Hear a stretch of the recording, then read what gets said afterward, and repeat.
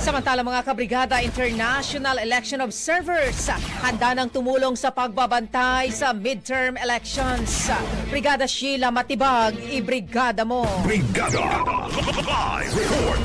Nagpadala na ng 10 mga long-term observers ang Asian Network for Free Elections o ANFREL sa iba't ibang panig ng Pilipinas sa harap ng nalalapit na May 2025 midterm elections.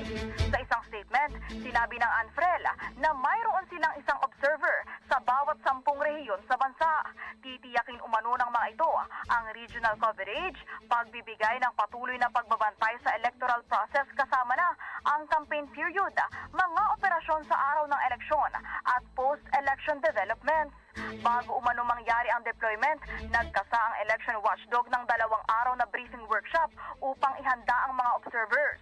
Kabilang narito ang mga paghanda sa kanila sa mga kagamitan, methodologies at mga kakailanganin nila sa kanilang tungkulin.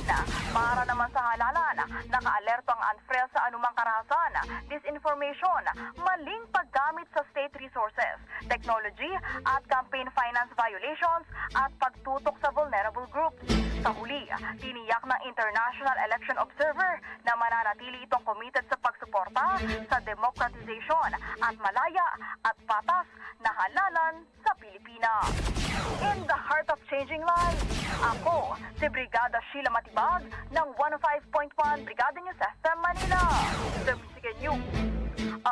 Brigada Balita Nationwide. Ang bahaging ito ay hatid sa atin ng Drive Max Coffee. Ligayang tuloy-tuloy.